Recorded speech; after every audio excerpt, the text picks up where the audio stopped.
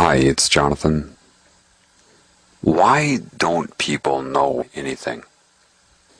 Why do the people think they know things and talk about how others don't know anything? Why is it so easy to get people to call other people sheep? Is that not just the new underground pop thing to say? You have homophobia, this could be sheepophobia.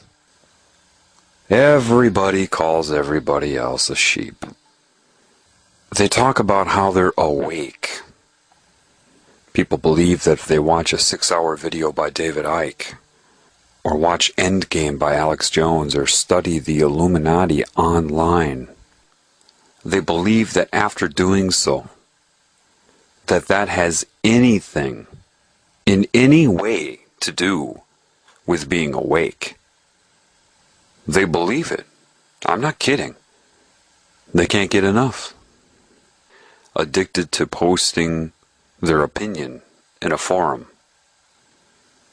Chasing that white rabbit everywhere it goes.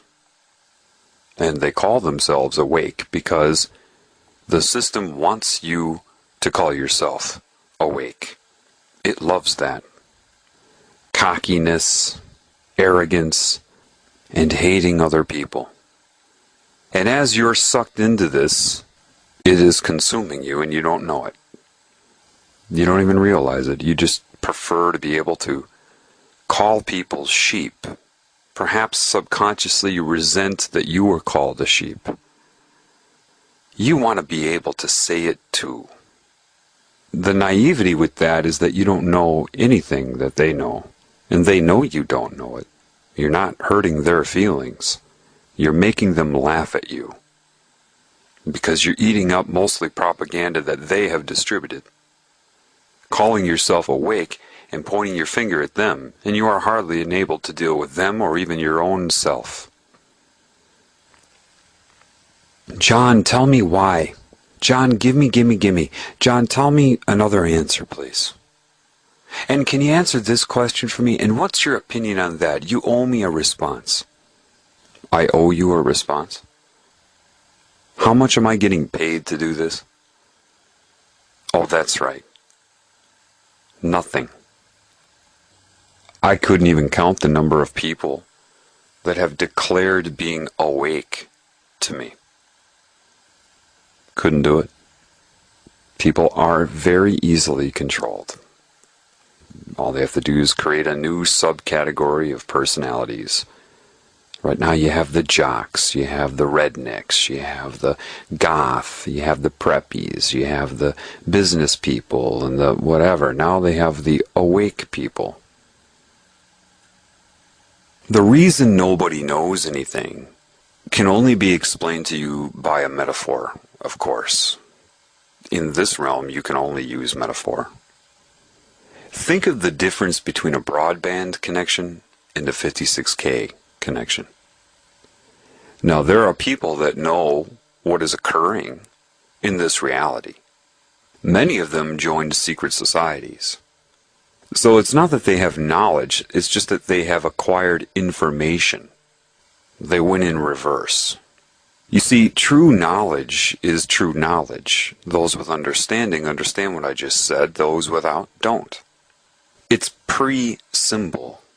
A symbol is no different than any expression, a song, a picture, a sound, a look, a touch. A symbol should be the result of knowledge. The understanding, the awareness, and then you have the symbol surface. Maybe that symbol has already been expressed, but it's irrelevant because the symbol that you're perceiving in your mind is a result. Having somebody learn symbols and then distributing a very strategically limited amount of meaning to that person does not give them knowledge. They perceive that they're getting knowledge. I'll tell you what a pentagram means and what a hexagram means. It doesn't mean anything.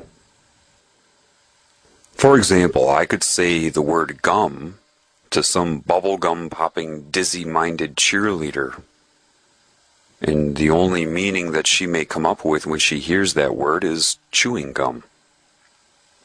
I could say the same word, gum, to somebody else and they may think chewing gum, but they could also think a gum tree, or the gums around your teeth.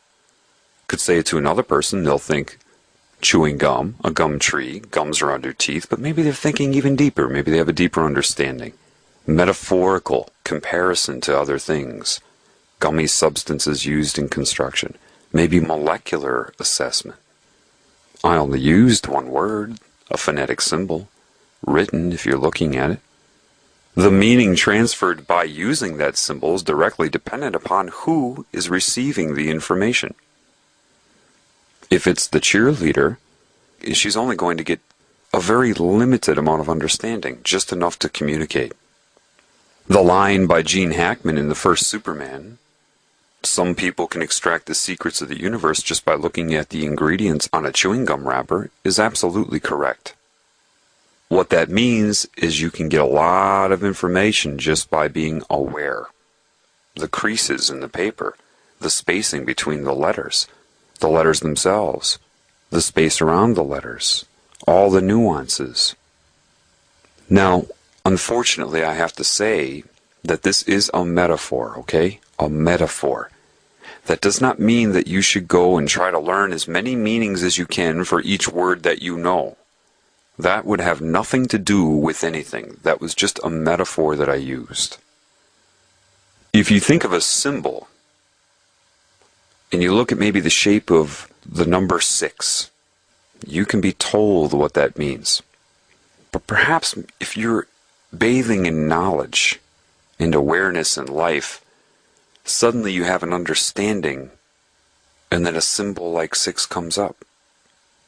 Maybe you think of getting caught in a tumor and you come in but you can't get out and you're caught in a vortex, a circular, cyclic existence. Getting in, not getting out. Something like that, you know. What they do to you early is they show you all the symbols and tell you what they mean. And they don't tell you completely what they mean, of course. They tell you what they want you to think they mean. Why? Because what is the true purpose of being?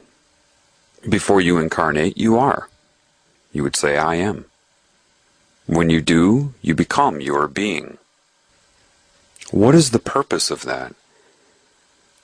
If you're not extracting meaning from your path, from your experience, deriving meaning from it, in creating expression, the expression would always be the symbolic.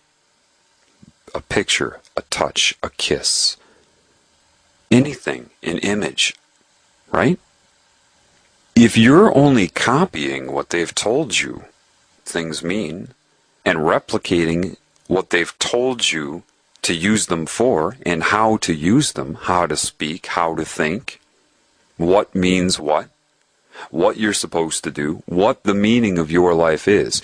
If you allow yourself to be told what the meaning of your life is by something in your objective reality, somebody else, what is your purpose other than to be a slave? Forget about laws and politics, that's all bull. That's only a result.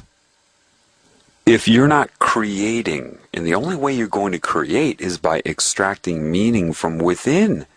If you can't do that, what is the point of you being around other than to be a slave? Acquiring detail. This means this. I learned what this symbol means. This pagan symbol means this. What do you mean you learned? Did you look it up? Were you told, or did you read what it means? Or did you sit there by a lake and think about life as a whole and what's happening, and the symbol came up and you're like, oh my gosh. See, the oh my gosh is when you extract meaning. It doesn't have to be a traumatic thing like, oh my gosh. It can be, oh my God. That is the sign of a creative. Somebody that's always in their mind like, I get it, oh my gosh. And you want to tell the whole world. Because you've just created, you've extracted meaning from within. Those that even if they have opened up, all right, and they were seeking information, because information is not knowledge. So enlightenment would be in the category of information. Why? Because as it's sold, as it ends up being, all you're doing is changing your perception of reality, just seeing other templates of symbolic expression. There are no answers there if you're depending upon anything you experience to give you those answers. No symbol means anything until you give it meaning. So in truth, if you have the meaning inside and you come up with symbols and you see them in your objective reality, maybe somebody else came up with it too, you have an understanding, an immediate understanding. Sometimes that can be faked or replicated. Somebody's been indoctrinated into a system where they had to learn specific meanings to symbols, and so one who is in the know, one who has knowledge may run into somebody like that, and the person may have learned enough so that you have an understanding. But the person that learned it will still look at you, if you came from within to know, in a way that they're curious. How do you know? Because you seem to have a different, a fuller understanding of it, a non-polarized understanding of it. They learn a few specific ways to talk about it and what it means, but you can talk about it endlessly with different metaphors. What's the difference? Well, what's the difference between reading a book and memorizing somebody else's conclusions and extracting meaning and coming to your own? It's like the difference between a muffin top and a muffin. They've got you all eating up muffin tops, but you don't have the knowledge underneath. Is that a permanent thing? Absolutely not. The reason you don't know anything is because many people that do have knowledge, even if they wanted to tell you, it's like they are on a broadband connection and you're on 56K. There is so much information, and unfortunately, as it is right now, the general population has no idea. They look at a symbol. Maybe they're taught a symbol. Either they really don't have any understanding of it, or it's a very limited understanding. If you have knowledge inside of you, you could sit there and talk about that one symbol all day. There's more than one meaning attached to symbols. Like I told you, a deer in the woods can mean more than one thing by stomping their hoof. If you seek the symbol, the muffin top, you will never have the whole muffin. And this is what people do when they try to seek videos and books and all. They're looking for muffin tops. They're looking for the end result. Therefore, you are dependent upon the meaning that is given to you. So somebody in the know, if they're talking to somebody that isn't in the know, it can be very difficult. Why? Well, a very naive thing to say, or if somebody's trying to manipulate you, control your mind, they'll say this: the truth is an easy thing to say. And anybody who speaks for a long time to you, they're trying to manipulate you. Now, that's a very naive thing to say. Yes, somebody who depends upon a lot of words, really trying to control what you're thinking, could very well be trying to manipulate you. But if you depend upon length of speech, and that's where your perception lies, you wouldn't be able to tell anyway. If someone's trying to manipulate you, you should pick up on that within seconds, regardless of what they're saying. The truth is something easy to say. If one person in the know is speaking to another person in the know, in other words, you've both reached the same conclusions and you know it. You know when other people know. You just do. That's why they don't say anything other than that. You know when other people know. And you say, well, that's ambiguous. And that's ambiguous to you. But that is a symbol. To say that sentence, you know when other people know, that is a symbol. And those who have come to the conclusion on their own understand the full meaning of that.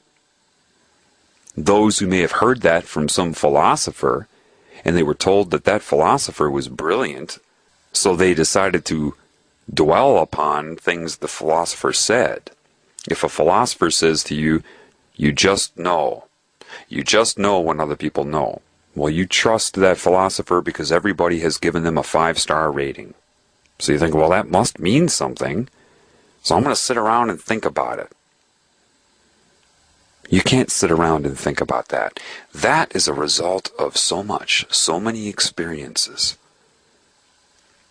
So, if I say you just know when other people know, you don't have to sit around and assess and calculate in your mind and think of behavioral patterns, or they said this and they said that. I'm going to put 2 and 2 together and formulate an assessment of them and what their intentions are. If you are doing that, that is robotic.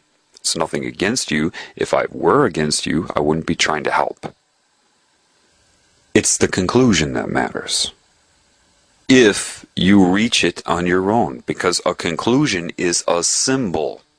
It is a symbolic representation. The quote, the conclusion, that has so much attached to it. All of your experiences that tie into the conclusion. How do you extract meaning? Well, perhaps you have an experience. It could be a social experience, it could be anything. And that experience is finished, and that means nothing to you. Then you have another experience, and you see that it's different, but there's something similar to that other experience. You're kind of like, And then you have a third experience in your life, and it's really similar now, all 3 of them. Then you have a fourth experience that solidifies the similarity and prompts a question. It is the fourth experience that prompted you to ask the question, but it required the other 3 preceding it. The fourth experience, if it were isolated in and of itself, would never have prompted it. You needed all 4 experiences. So now you have the question. And maybe you have a whole other series of experiences that are happening so that you can extract meaning to address the question. And maybe after all of that, you come to a conclusion. And now that conclusion propels you in your advancement of understanding and extracting meaning in your life. And you start a whole other series of experiences. And that's just one facet of your life. And maybe simultaneously you have 30 other paths going like that, like I just explained. And maybe all 30 of them come to one peak of a conclusion, and you need it. All 30 paths that had many, many experiences within each path, leading up to minute conclusions that come together that lead you to a new understanding. That takes time, it takes attentiveness, and the desire to have meaning, to have purpose. And now that one new understanding could be one of thousands that eventually tie in, and you don't even know it, right? Until you reach the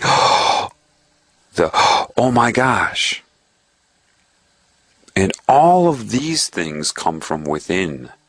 Your ability to make use of pattern recognition, to see how things are always and never the same. What do they have in common? Did you get out there and experience people of different cultures?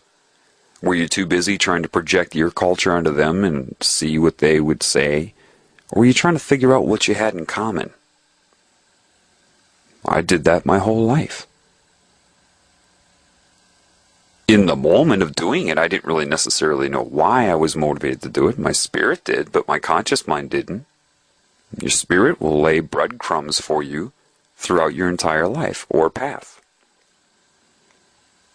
So if you come to an understanding, and then several understandings, and you know how much is involved with it, you can tell other people the details of your path, but that isn't their path. And if they try to memorize the details of your path, they're pulled off of their path. This is why I have been really careful not to give too much information about my path. People always ask me, tell me how this all began.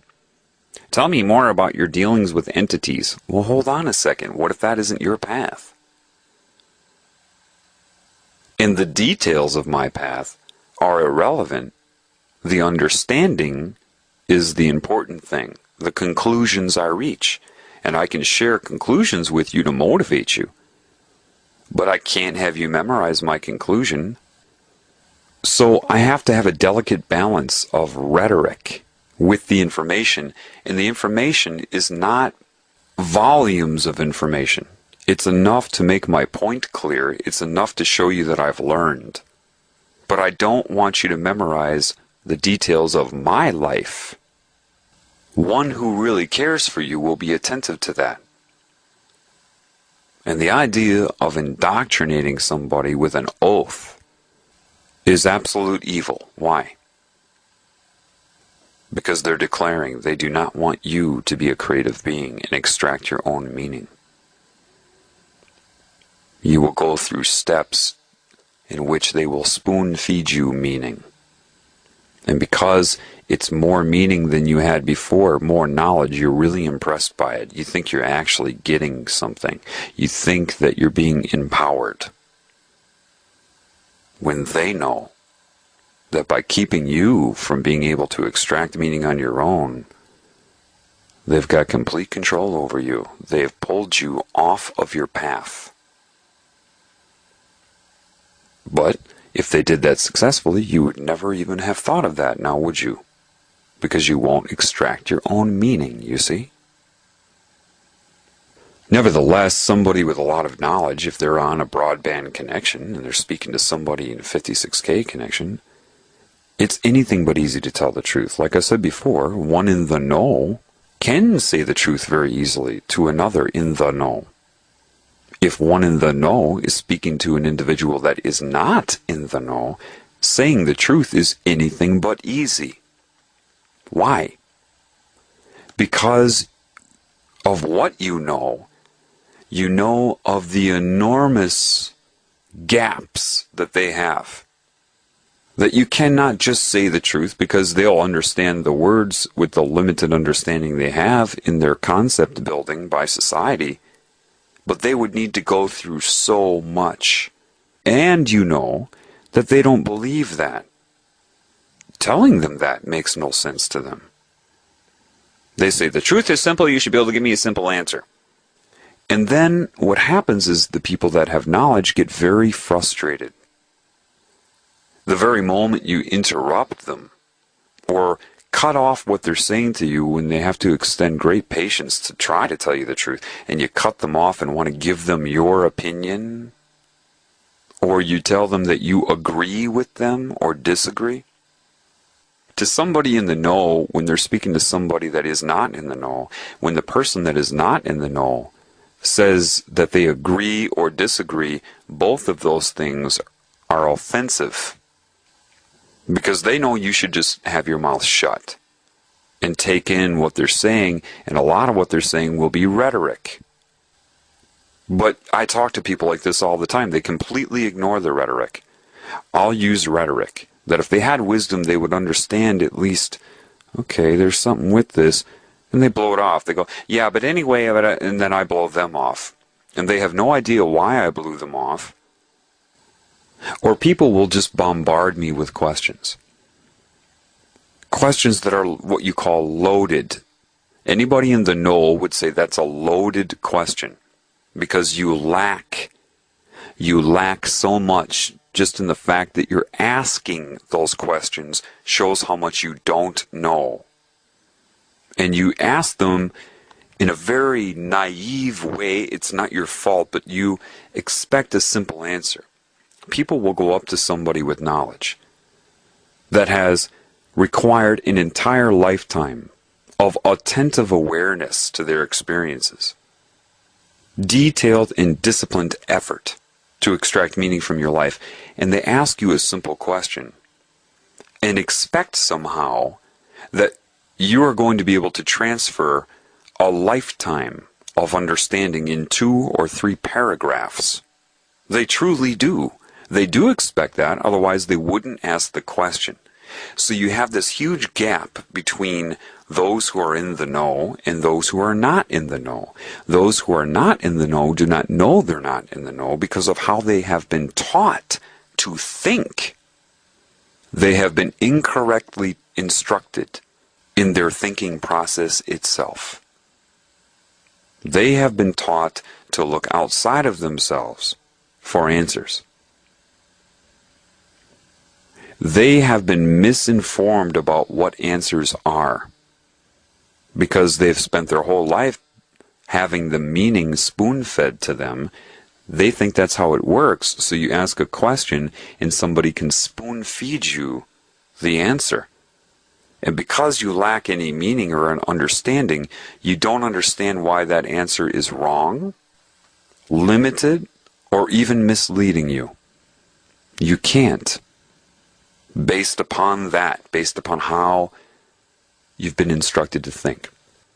So a lot of people that have knowledge, when they interact with the average person, they get very, very frustrated. Very. They'll just look at you. All they can do is look at you because they can't say anything to you. You would not be able to extract meaning from what they say. They said gum, all you would do is hear chewing gum. And they're thinking 500 different meanings to gum, all leading up to a point of conclusion. If you lack that, it's a waste of time to tell you anything. This is why, when you hear someone tell you that you cannot be told the truth, this is why. So they'll look at you and they'll have that look. And those in the know understand that look. It's a look that says, you know so little. You know absolutely nothing and don't know it. To tell you what I know, I would need 500 mouths and have to be able to speak 500 different sentences simultaneously, all at the same time, to express what I know, and you would have to be able to interpret 500 simultaneous sentences flowing at you at once. That's what that look says. And the look also says you don't even know that. And if I told you that, you would call me arrogant because you've been trained to call people arrogant. You don't even know what that means. So they'll just sit there and shake their head at you. They shake their head from side to side because they're paralyzed. It's the questions you ask, the way that you ask the questions, and what you do if they actually try to answer them. How long does it take before you cut them off, roll your eyes, or get distracted by something that occurs in the room, like a cat being distracted by bright and shiny objects? And if they're trying to tell you something, and maybe your cell phone will ring and you'll tell the person trying to give you truth to hang on, Shelley has to talk about her boyfriend.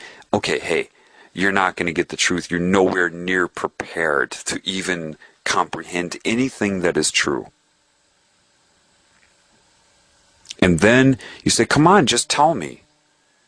You can't be told. Well, that doesn't make sense. All you have to do is tell me. You can't be told. Not in your current state. You need a lot of work.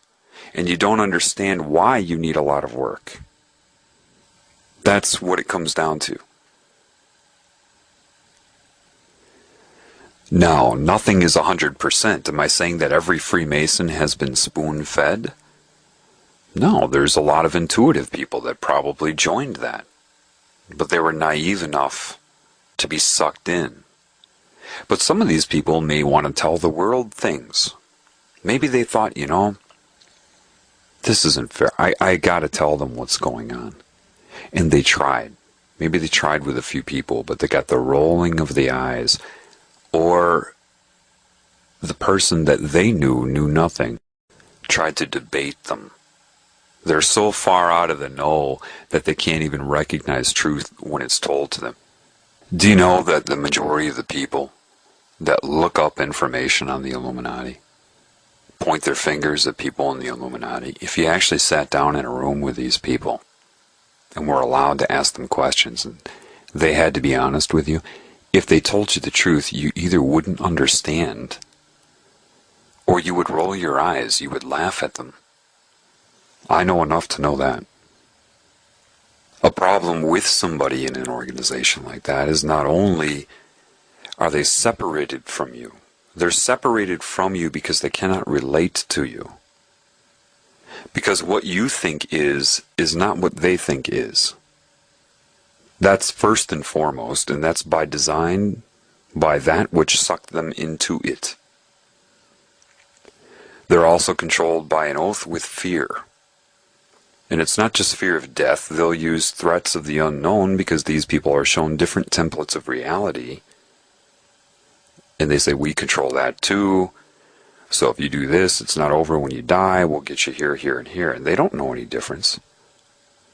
They can't prove that that isn't happening, that that won't happen. That's the fear of the unknown. When are you subjected to the fear of the unknown? When you look outside of yourself for meaning. They are answering to a consciousness that overwhelms them. It can speak through anyone. They know it. If they want to ask it a question, they can look in a cloud. So that can be overwhelming for them, and I understand that. My intent is not to point my finger at anybody or anything on any scale.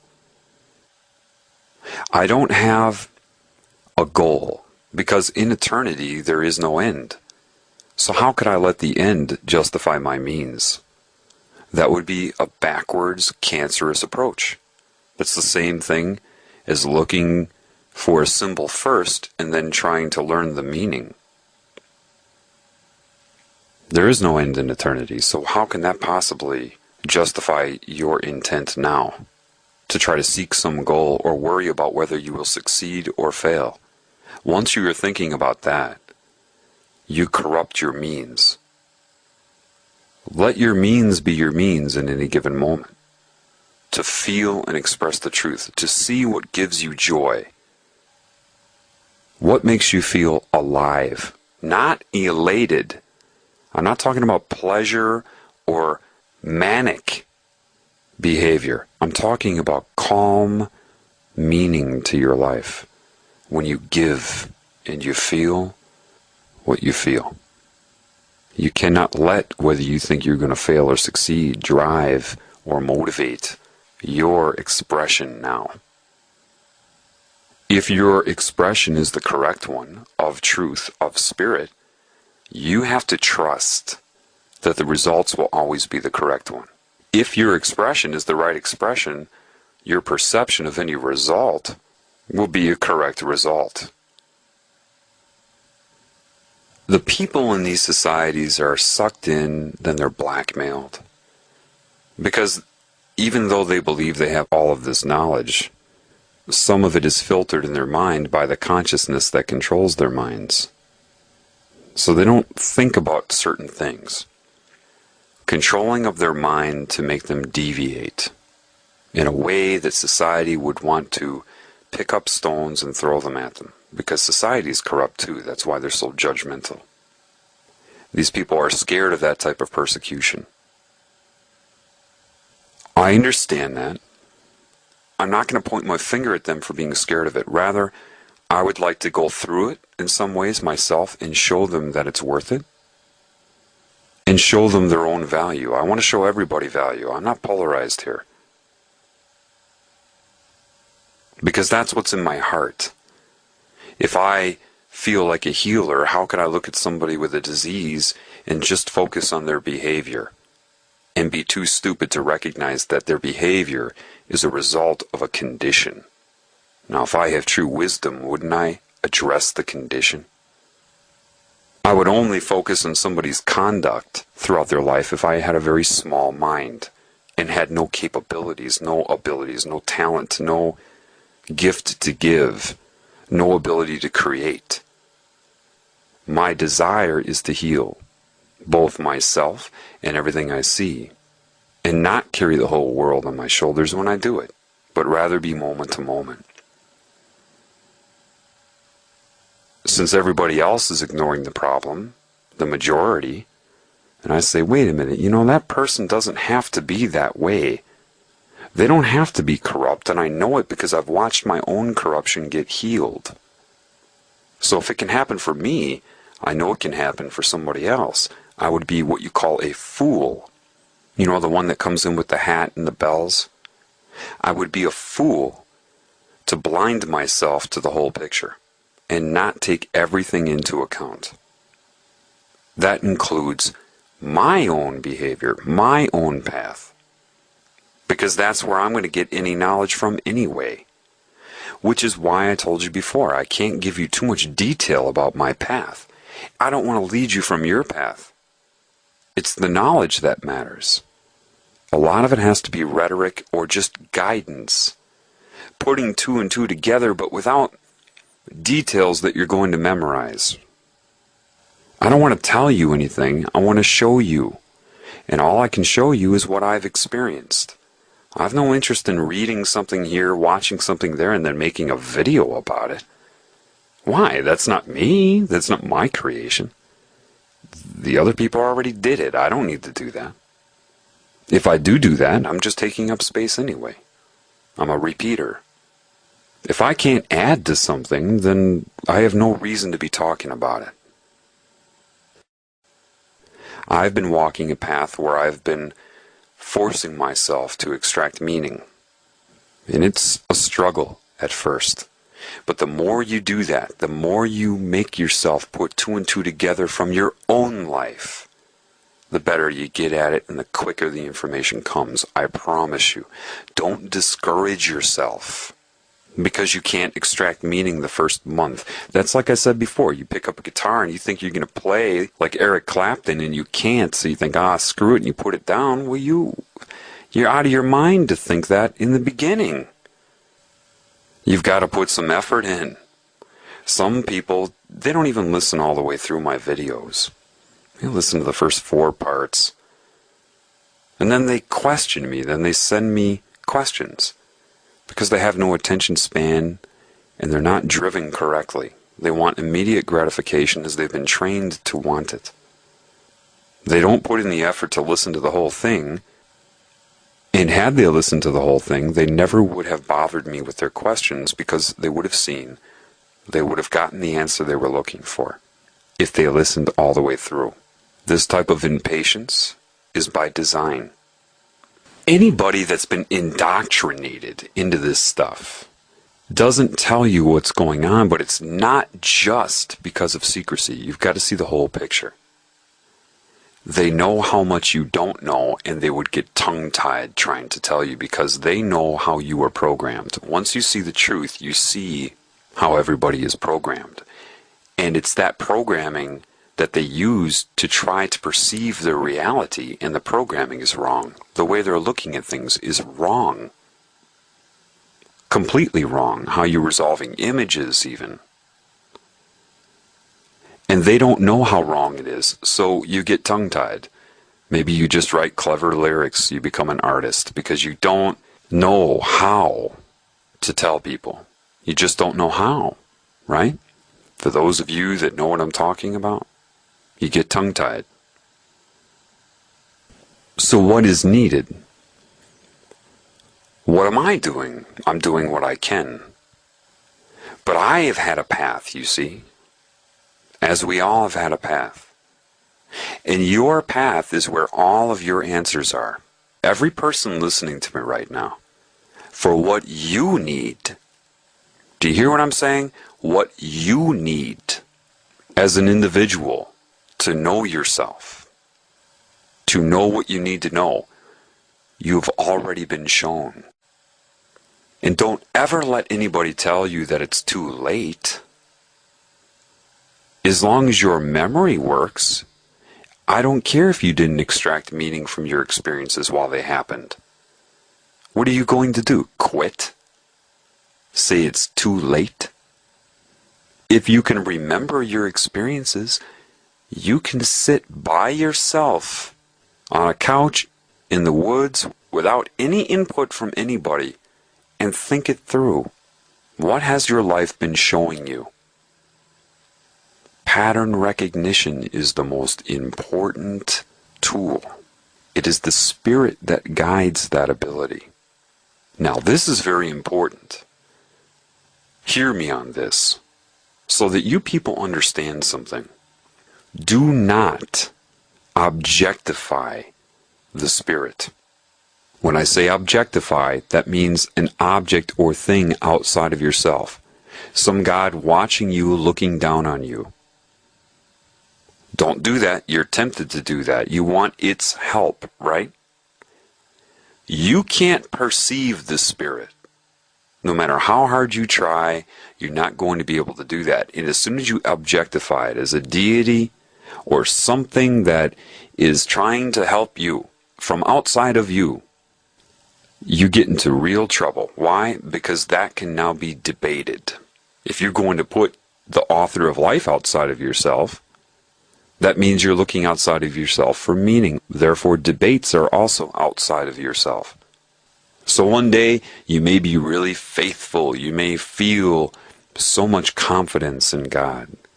And then this reality and that which controls it coordinates things so that you run into debates and information and videos or your own thoughts that negate the objectivity of this God. And now your addictions rise again, your negative feelings rise again, you become in denial again. Of course. Why are you looking for a source? What should your faith be in then? What is your choice? Well, you can either choose observable lies. You observe lies every day in your world. You can choose to adhere to those and be allegiant to lies because you can observe them. Or you can be allegiant and adhere to the unobservable truth. The truth is not in debate, and it certainly is not of the mind. You feel the truth. Meaning, say the hunting of deer does something horrible to your heart when you think about it, that humans have actually gotten to the point where they'll take weapons and kill an innocent vegetarian animal and call it a sport. And just because the entire world reinforces that, if you submit to that norm, then what are you doing other than killing your soul? Just because your reality doesn't confirm what you feel is correct inside, doesn't mean that you should adhere to the observable lies or your reality or the norm. It's got to come from somewhere, right? Your feeling. I don't care if your reality confirms it. Do you hear what I'm saying to you? I wouldn't say this lightly or without certainty. I have had a path. You've got to trust that my knowledge has come from that path. Whether you know what that path is or not, you must hear me now. If you feel what is correct inside, it's got to come from somewhere, but you don't need to trace the source. And believe me, the source is unconcerned right now with you doing that. You've got to trust me on that. You've got to go with what you feel is right. If you have a job and you know, you're like, God, I'm forced to lie in my job. And the lies are starting to really get to me. And everybody at work, they don't even seem concerned about it. And I complain about it and people say, well, you got to make money. But something inside me says, this is wrong. I don't know exactly why it's wrong, or maybe I don't have the total understanding because nobody else in this reality, or very few people in this reality, seem to confirm it. And I know I can't function the way I used to if I go from it, but something inside that's not of the academic system, not of the media, not of the norm, is telling me this is wrong. And you ignore that to submit to the observable lie, that's killing your spirit. Don't believe me? Follow your feeling. Honor it and see how you feel. I had my own business, my own clinic. Making 6 figures was easy for me. I walked away from it all, and I couldn't have been solicited to do so. I couldn't have heard somebody talk about it to motivate me to do that. It's something that slowly occurred inside. I got tired of charging. I felt, even though I was very good at what I did, and people chose me, they drove from other states to come see me, bypassing their local healthcare. I realized I'm not solving their problem. It may appear that way, but all I'm doing is moving it. I'm moving it to a financial problem. They shouldn't have to pay for this. They shouldn't have to pay for my time. So I decided to lower prices. Extremely lower them. And I got heat from the state board because they didn't want all the other crooks to have to lower their prices too. It got to the point where I didn't even care if I could afford to pay rent at my office. I'd just go to their home if I had to because I felt alive. This came from within me, not some video that I saw one day. My whole life, looking back on my whole life, what made me happy, what didn't? What are my gifts? How did I affect people positively, and how did I affect them negatively? Putting all of these things together, looking inward. Everything you need has been in your individual path. You've got to trust me on that. It's not in a 9/11 propaganda video. That may catalyze you to shake up your paradigm, which in some cases may be good, but if you magnetically bond yourself to it, now you're way off your path. I closed down my business to do this for free. People ask what the wake-up is. That is the wake-up. When you dramatically change your life because of conclusions that you come to, from the extraction of meaning, understandings you've gained from your life. Meaning, you don't need another person's opinion to come to these conclusions, and they ring true with your heart. The unobservable truth that you feel, regardless of the source, don't bother trying to find the source. It's unnecessary right now. Do not objectify God. You don't need to do that. And it doesn't need you to do that. You've got to trust me on that. Your spirit's in you. It's been laying breadcrumbs down for you your whole life. It's not too late. Those breadcrumbs are still there. But you've got to want to do it. How do you begin to want to do it? By putting two and two together. You don't need to put two and two together necessarily of all this information you're being flooded with. You need to look inside. Everything I tell you has come from my path. I address other situations. Do you know, I don't like to talk about the New World Order. I don't like to talk about mind control. I don't like to talk about entities or the all-seeing eye. Because that isn't of me.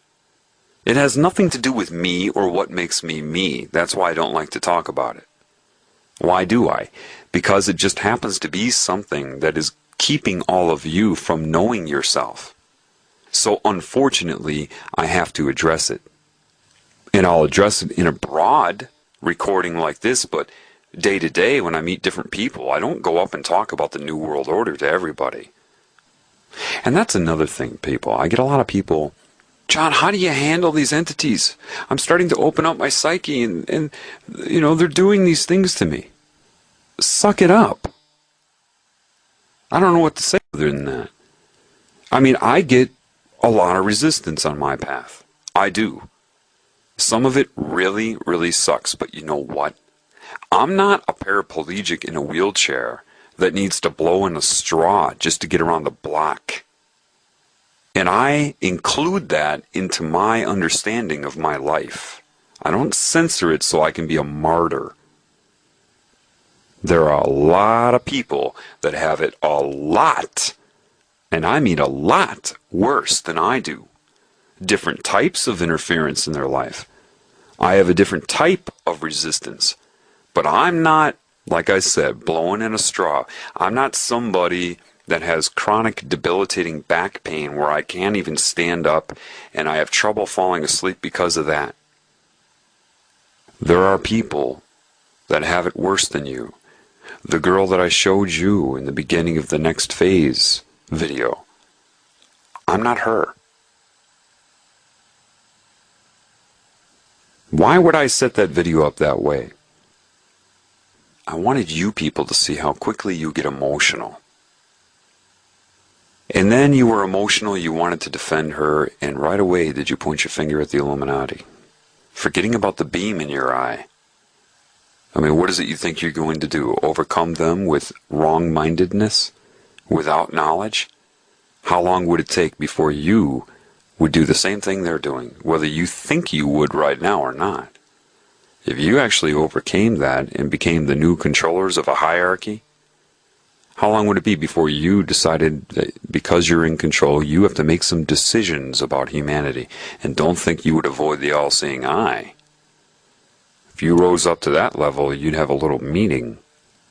You point your finger and you don't know what you're pointing at. If I had to paint a picture of collective humanity, a giant portrait, it would be billions of people all with their arms extended outward pointing at somebody else. That's the image of cancer.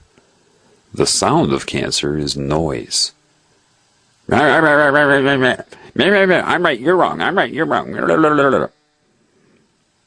The majority of people, if you say black, they say white. When their integrity is on the line, they defend lies. It's a knee-jerk reaction based upon everything that they've been fed through the media and school. It's no one's fault, but it needs to be understood. Anyway, the reason that none of you know anything is because those in the know don't know how to tell you. And they lack the patience. This is the crucial thing, because they are not motivated by spirit, yet they don't have the patience. So they become overwhelmed. Let me give you an idea of what I mean by that. Part of my path has given me this perspective. If I looked outside of my path for the answers, I could never help you in the way that I'm helping you now. Just like if you try to memorize my path, you can't help anybody. So why do I even bother talking to you? Because it's not my path that matters. It's showing you how I have taken from my path, so that you begin to do the same thing for yourself. I remember when I was 19 and I had a really busy semester in college and had all these final exams, and I'd actually skipped a lot of the classes in human physiology. This was going to be our biggest exam, the final exam for human physiology. 5 chapters. And if you're thinking, oh, 5 chapters is easy, well, this isn't just memorizing. When you get up to the level we were at, you have to be able to assimilate. You have to be able to put 2 and 2 together. You're not going to cut it just by memorizing. So studying involves going through that process of linking things. I didn't even begin to study. I was blowing that off because I was doing other things. And as a pre-medical student, you're very concerned about your grades. So I was freaking out. I'd done very well up to that point. The exam was the next day. I sit down, it's like 2 in the afternoon, and I look at the outline for what I need to know. I have an inch thick of handouts. I'm not going to exaggerate that and say it was 3 inches. It was about an inch. 5 chapters. And I look at the outline, 2-page outline of what I need to know. The whole thing looked like Chinese. All of it. I didn't understand any of it. And I knew I had to know it the next morning. I tried opening up the book and reading, and I was so anxious I'd read a paragraph and forget what I just read. I'd have to reread it and then read it again. I was looking at everything. I went through all the handouts one by one, and I was looking at everything at once in a state of anxiety. I was overwhelmed. I went into the other room where my dad was, and he's a professor but not in science, so he didn't understand it either. But I handed him the outline in a panic. I said, Dad, this is too much. I fucked up. The whole semester is a failure. I can't do it. And he looked at it, and he looked at me. He handed it right back to me. He says, what can you do? What do you mean? He said, what can you do? You can only do what you can do. All you can do is the best that you can do. Nobody can ever ask you to do more than your best effort. You're in a situation, you can't change that now. So you can either collapse and look at the whole thing at once, or you can take it one step at a time. Better you learn one chapter well than look at all 5 chapters and all the handouts at once and retain nothing. Slow down, calm down, take it one step at a time. I said, all right. So I went back to the chair and I put earplugs in, I put the outline out of sight, and I turned to page 1, I slowed down and forgot about the exam and just read it like I wanted to read it, slowly. And I began reading. At 2:30 in the morning, I'd gotten through all of the chapters, all of the handouts, and I grabbed that outline and looked at it again. And I went down the list. One by one, I realized I knew everything on the outline. By the time I got to the end of the outline, I was freaking out. I knew it all. And I had about 90% recall the next day. I jumped out of my chair and woke my dad up. I'm like, Dad, I know it! I know it! He opens his eyes, he looks at me, he says, yeah, I knew you would. Go to bed. Why did he know I would? He already had that particular wisdom. I acquired that wisdom by going through the path. He couldn't do it for me. I could have either trusted his advice or not. Same thing as what I told you about how you cannot focus on whether you will fail or succeed, you see. How would I come to that conclusion? By experiences in my life, my path, like I just explained now, you see. Extraction of meaning through experience and walking your own path. This isn't an exam, what's going on in the world, but it is the same. You have to start recognizing how things are different but the same.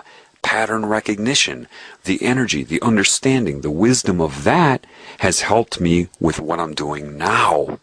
It is the same in many ways. That is where true knowledge is. I'd learned that previously too in another way about time. In first grade, at least when I was a kid, we had lunch tickets. I don't know what they do now, but we had paper punchable lunch tickets.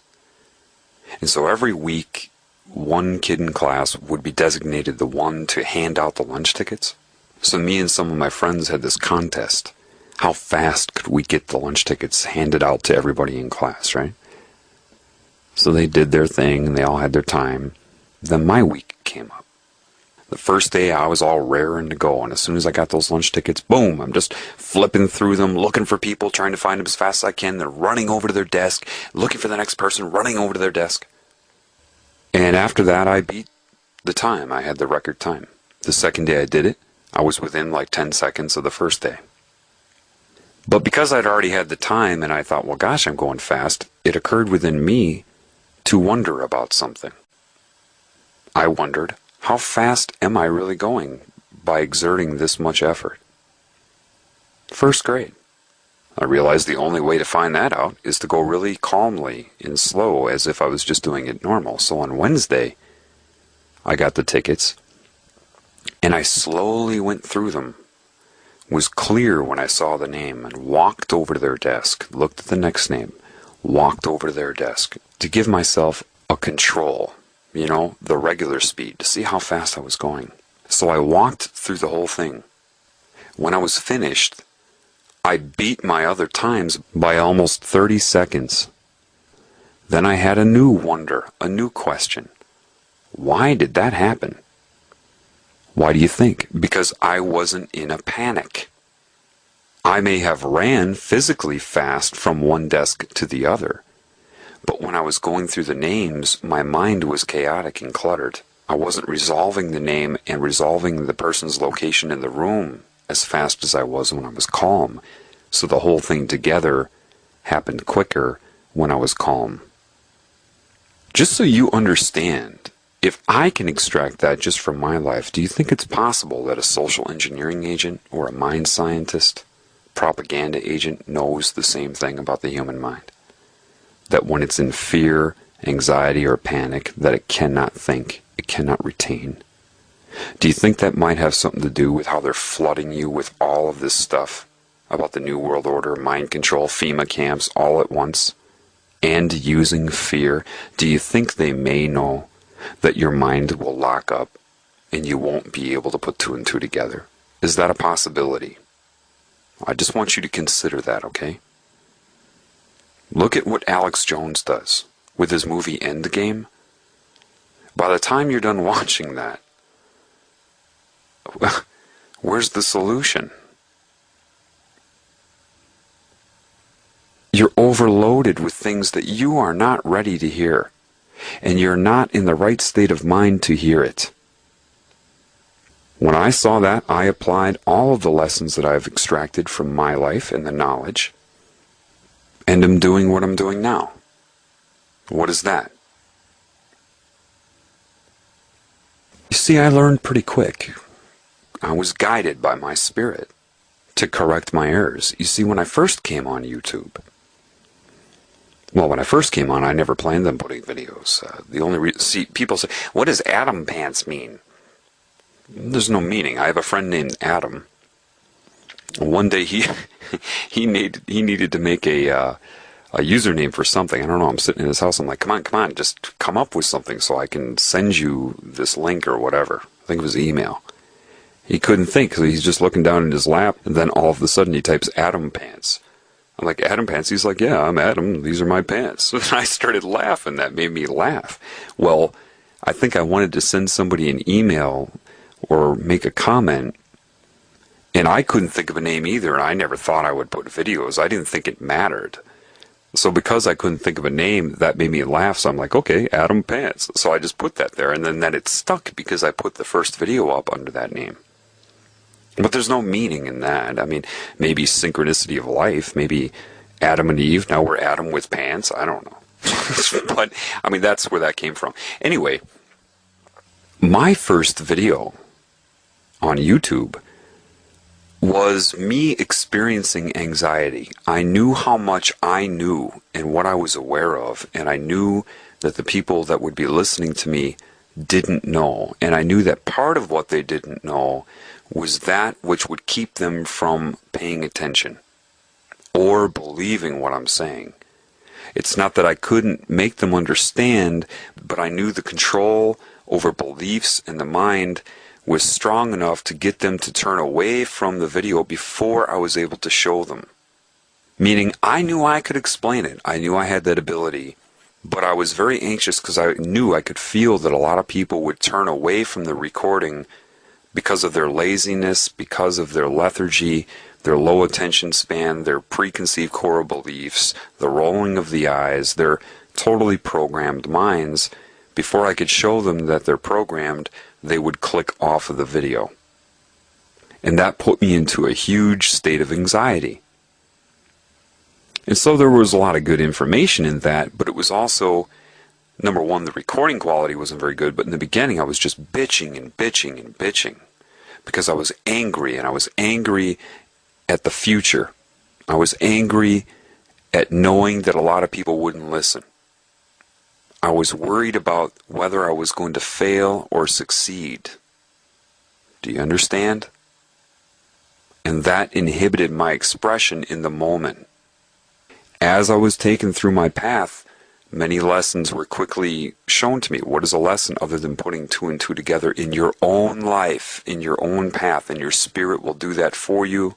Just be mindful of the truth you feel inside. I've grown a lot since I first came on YouTube a year ago. What I would say now is not what I would say before. Not that what I said before isn't valid. It was valid for progression. But I calmed down because I realized that was it. I remembered the exam, I remembered the lunch tickets, I remembered how the mind locks up in anxiety. I started reading all the books because I did do my research. I had read hundreds and hundreds of pages of Fritz Springmeier, read 4 of David Icke's books, not to regurgitate them, but to see what was being said to people. I realized when I read The Biggest Secret that that was a very traumatic book. Fritz Springmeier stuff is very traumatic, and I knew people better than the people giving out this information. I'm not saying that David Icke's intentions are bad. I think he does a great job speaking. He gives from himself. But there are things that I know. I know people. I am a very sympathetic person to both sexes. I know people, and I know the mind from my own experience, not from a book. And I thought, wait a minute. These people need to be enabled first. Because if they're not enabled, perhaps they didn't put two and two together from experiences in their life yet. If they didn't do that, and they're going on a superficial meaning basis, they're fucked. I knew that right away. Holy shit, they're going to be... Wait a minute. And then I started understanding anarchy. It was just a huge red flag. So I stopped, recalibrated, and went back to the beginning. If people are not enabled, then all of this information will paralyze them. And I told you that in The Healing Begins Now. How am I going to enable you? Well, I'm following the path. Again, I'm not really worried about whether I fail or succeed. I don't have a particular objective in mind. I don't have a particular goal or an outcome. Because that's the end justifying my means. And I won't allow that to happen. I know what people need. They need to learn to extract meaning from their own life. And it can happen, but here's the deal. The brain, if it's going to rewire itself to accommodate that type of thinking, reason and logic and actually pattern recognition, the brain will have to rewire to accommodate that if you're going to do it in conscious awareness. That takes some time. So I have to catalyze that process and be patient. That's why it's almost a year later now. I have a lot of knowledge to share, but if I just went bleh with everything I know, if I truly cared about you, then by doing that, I would be hurting you, which would be a direct contradiction. You've got to take the whole picture into account. It may suck to have it take this long, and that may be excruciating to wait for people to catch up. But if you truly care about them, that's what you're going to do. So I know what I'm doing, kind of. I will give opinions that I've extracted from my own life, yes, but I will always, if you notice, show you how I reach that. And the way that I show you keeps you from trying to copy it. At least I do that the best I can. I think I've done a decent job as one person trying to address many people. And I'm not strategizing too much, because if I'm strategizing with what I say, then I inhibit the flow of my speech, and then it's not as authentic. So I speak. I speak as I am. I teach how I teach. I'm both a student and a teacher. And what I'm trying to teach you is how to learn from you. How to handle pressure based upon lessons you've already gotten in your life, whether you remember or not. I want you to remember. I want you to go back and find it. It may take some time. You've got to be patient. You can't play guitar right off the bat. The results will take care of themselves. If you express yourself with the proper means, you will have the correct illusion of an end. Do you understand that? If you focus on the end, your means will get screwed up. If you focus on the means, meaning have faith, that's where trust comes into play. Faith in your instinct, in the expression of love. If you believe that love is the superior consciousness, then you have to trust it. You have to extend faith to your spirit, to the truth. Love is interchangeable with truth. People misunderstand that. They've been misled. It's not their fault. But they have a belief. They've maybe heard me say something about unconditional love. But the problem is that people have a belief that unconditional love means unconditional fluff. Try substituting the word love with the word truth, and then say it. Unconditional truth. Love doesn't go around and act fluffy-duffy. Love does what's appropriate in any given moment. Sometimes you may seem to be rude to somebody. Why that was needed, you may not know. But it knows. Trust love in the moment. So I had to make a decision. I cannot control my experience. This I understand. I cannot control what happens in my reality. My mind may affect what happens, but I really have no control over it. So what do I have control over? What I give to it, how I perceive it. When they say he who overcometh, what is it that you think you're overcoming? What is the ego other than submitting to the collective input you've had from your reality since day one? That's the ego. This idea of dismantling the ego completely is wrong. I use my ego all the time. Personality's still there. I'm not a moron. I know how to interact. You're not going to lose your mind unless you're part of some cult that tries to brainwash you. When I say the ego is the problem, what I mean by that is believing that you are your ego. For to believe that you are your ego means that you have allowed society to tell you what you are in a prison system. And that's wrong. Your objective is for you to tell society yourself what you are, regardless of its input. That is what honesty is. Where you express yourself, how you truly feel, what you know, regardless of your reality. You are not where you are. You are not what you experience. You are the experiencer. If you let your experience change you and tell you what you are, then you become the experience, and that's how you get caught in the web. If you're constantly running from pain and chasing pleasure, and think that that is somehow your identity, you're in the web. This is very important. Very important. You can't change what happens to you. In the sense that your ego does create your life here. Through the law of karma and a law of attraction, which is an imposition on you, by the way. It's an imposition. It's wrong. Stop watching The Secret. It's wrong. Anything you want to manifest out of the ego is just an accident waiting to happen. It's only a matter of time before you impose upon another's will, and they know that. When you manifest out of love, love takes priority. It will manifest correctly whether you understand it or not. So your mind creates your reality. So if you're just mind ignoring input from spirit, you can potentially create very bad things.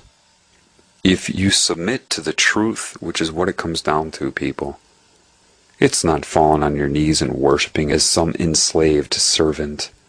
Serving God? What? You don't serve God. You wouldn't be without God. Serve God? What? You wouldn't be without it. Women, do you have a child? Do you go through the whole process and give birth so you have your child worship you? Is that your motive? Do you make your child contract to worship you and bow down 5 times a day to you? You know, here's a good example of what I want to invoke in you with your understanding of why patience is a virtue. Now, I'd taken just a 10-minute break to go do something.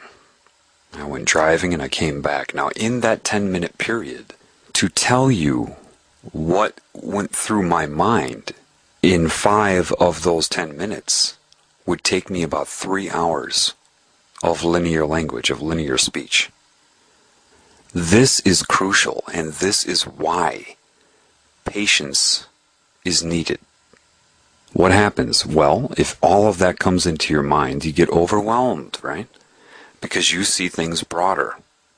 And compared to how you can speak it, it's overwhelming. It's kind of like if I had an Adobe ebook that you read with the Acrobat Reader, and say it's a 20,000 page book. Now I have a memory stick and I can just plug that into your hard drive, copy and paste it onto your hard drive. Once that's done, you have the information. It took a few seconds to transfer it, and now you have 20,000 pages of information. But if you don't have a CD or DVD burner, you don't have an internet connection, and you don't have a memory stick or a floppy disk or anything like that, you have no way of transferring that information other than reading it word for word to somebody else or having them read it. The method in which you will acquire information when you extract meaning from your own life, and as you get better and better, your brain gets more efficient with it. The method in which you do that is not the same method in which you have to use to communicate that information. People get locked up. They're overwhelmed. They end up criticizing you because of their own anxiety. It's not that they don't want to tell you. I bet there are people that are part of these secret societies, like I said before, they're like, that's it, I want to tell them. And they suffer consequences if they try to do that. And if you roll your eyes at them, or they get overwhelmed because you don't want to listen to the whole thing because you believe you know, that makes them hate you even more. These people, a government agent doesn't have time to extend patience. It's not that they wouldn't want to tell the world. I bet there are a lot that do. I bet there are. But they wouldn't know where to begin. And could they extend the patience over time, knowing that they would be interfered with in ways that you don't know and they do know? When you break adherence to certain frequencies, you see things that you never would have thought possible. This is why I laugh at people. One guy sent me a message and says, is there a clear channel we can communicate on? A safe channel? I sent him a message back. I'm like, what do you mean a safe channel? He says, where we can't be detected, something safe. Those in the know laugh at that. Those who think they're in the know but aren't in the know have no idea why we're laughing. You won't understand this in the way that it is, but I will tell you this. There is no private communication. Some of you are thinking technology. Look, even your thoughts, if you're targeted, are not private.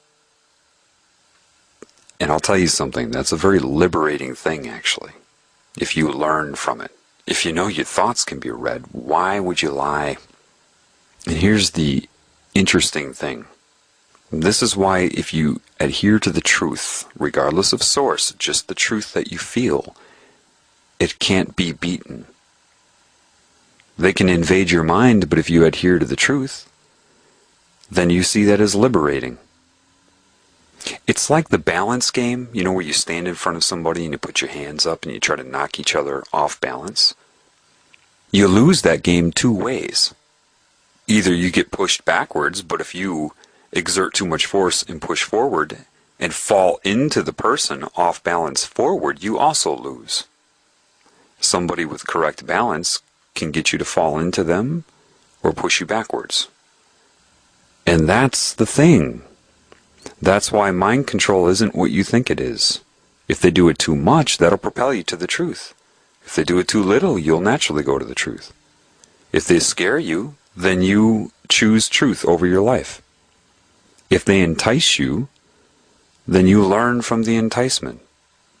If they can invade your mind, I see that as a good thing.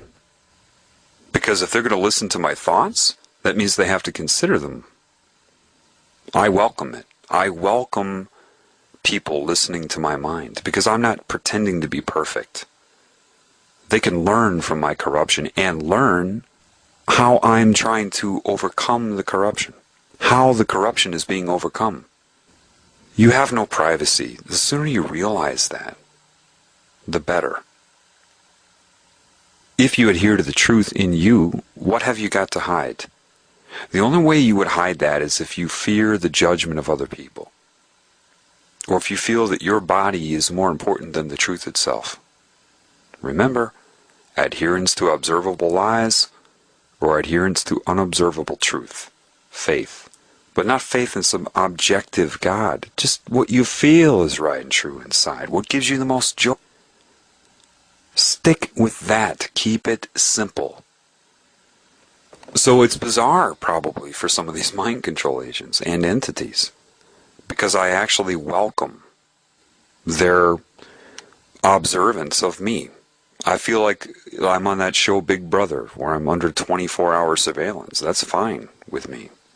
I don't know exactly why. I just don't care. Other people say, I had a black helicopter follow me. Yeah, I had that 1.5 years ago. I waved. They're not going to follow me around. And if they do, I won't care. They know that. Why? If they follow me around, I'm a good enough communicator to make people take note of that quickly. See, usually they know that it takes too much time to give somebody the truth. With me, I can take a person and very rapidly make them understand. In person, anyway. Because they'll have to assess me and my energy. There's more than just words, people. Why aren't there agents sitting in a van across my street? Why do you think?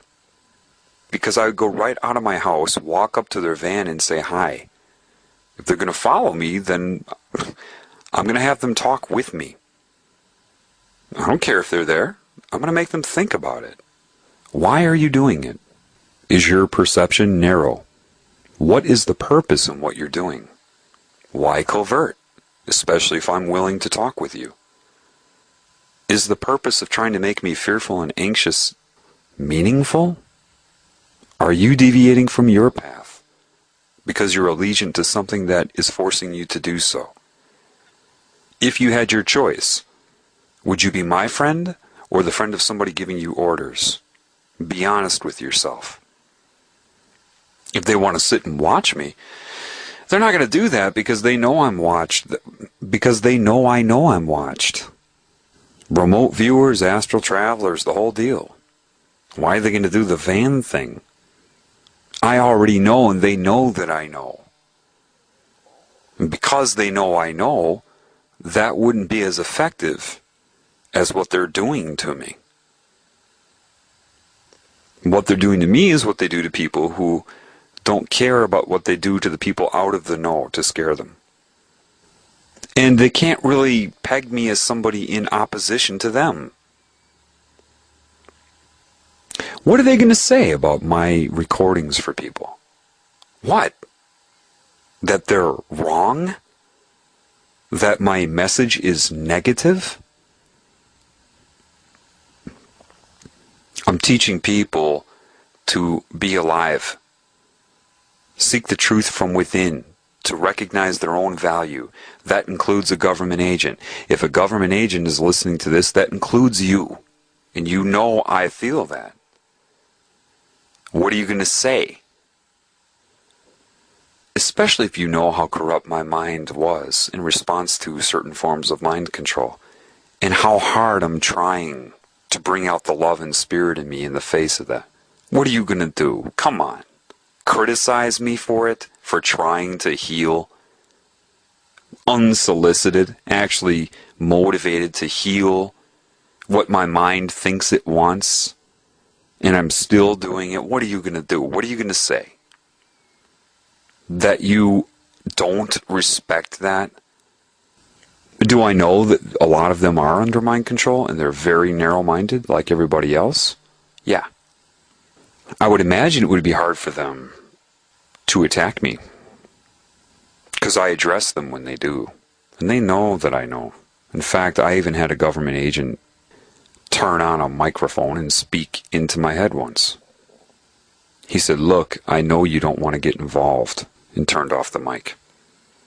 He wouldn't do that unless something that I was doing and how hard I was trying and how neutral I was trying to stay in the face of it, I somehow, in some way, earned respect from him, because I don't even know the full capabilities that they have. He wouldn't have said that to me, because I don't want to get involved. I would prefer to just teach. To be in a world where I could just help people with their path and gain joy from doing that. They know I don't care about this New World Order shit, in the sense that it has no meaning to me. I see it as an inhibitor, something that's getting in the way of truth, but I don't care about it, and I don't lust after it. They know that. So what are they going to say? What are they going to do? They won't do it directly. What do you think, some FBI agents are going to come to my door? They wouldn't want to put up with that, because I would sit there and I would talk with them. The only thing they could do would be to beat me up. And I don't know that they necessarily want to do that. I mean, really, let's look at what I'm doing. In spite of their agenda, I'm doing an awful lot of healing. You gotta be an evil motherfucker to attack me for what I'm doing when I didn't ask for it. I wasn't even seeking it. What do you think, I was a conspiracy theorist? I wasn't. I had my own business. I had my own life. I was seeking spiritual knowledge of self, and accidentally discovered this stuff because of the knowledge I attained. And they know that. It was an accident. I wasn't seeking it. It's just a situation where I can't turn away from it now that I've seen it. What am I supposed to do? What am I supposed to do? Act as if everything was the way it was? It's just a matter of integrity, man. I don't like addressing mind control. I'd prefer to not be in a world where I have to do that. I don't get excitement from it. But I can't. It's kind of like, fuck. You know, you look at it and you're like, no one else is going to be able to. I don't know. That's how I perceive it. It's like, I know the abilities that I have. And they tried to rip my mind to shreds right in the beginning. And I haven't talked about that yet. They tried to rip my mind to shreds so that I would end up in a mental institution. What they did to me, I'm sure, is what they did to Kurt Cobain and anybody like him. Yet somehow, it didn't have an effect on me. I actually took meaning and understanding from it. Again, the truth. Because of my adherence to internal truth, I didn't give a shit that my reality changed, and that was probably bizarre for them. I mean, how are they going to approach me? He doesn't have any shame. We can't blackmail him because he'll embrace any corruption we reveal about him. We can't. Let's see, he knows about the entities and the mind control, and he's actually looking at it sometimes as an interesting experience. What are we going to do specifically? Because he actually engaged us. I tried to call the FBI over a year ago. I didn't get I left a message, no call back. You would think they would send a psychiatrist or something for good measure to check on my personal safety. No. That's why I sought out an ex-FBI agent.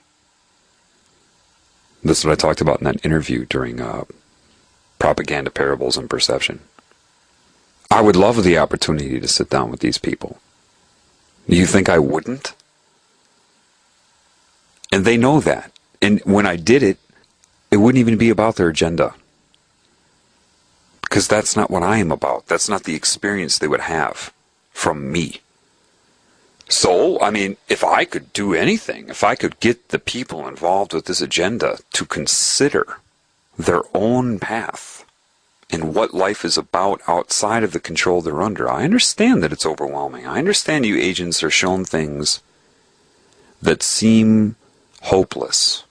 If you are allegiant to your body and your life in your body, I don't care if you've seen other realms, I don't care if you've been shown the abyss, the nature of this reality. You believed this reality once. Just because you were shown something new does not mean that that is the truth. But the consciousness that guides your thoughts in a sublime fashion controls how you perceive the new reality and how it should affect your point of view.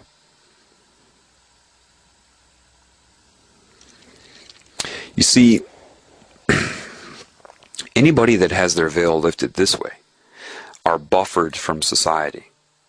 They resent society because that which lifted their veil also controls the people and will set up all the time situations where they encounter people whereby these people reinforce their hate for them by acting stupid, being aggressive, showing how little they know in a way that is offensive to the particular personality that is controlled by this consciousness to carry out the agenda.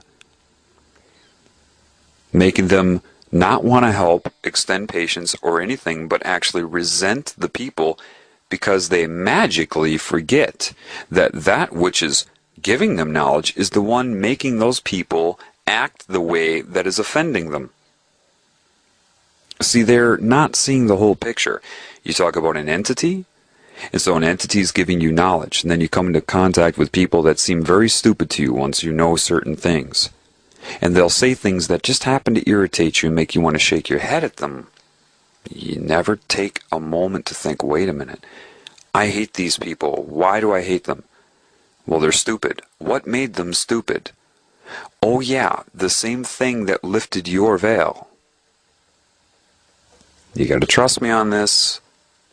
To maintain secrecy, threats are not enough. They have to make the person hate the, quote, sheep.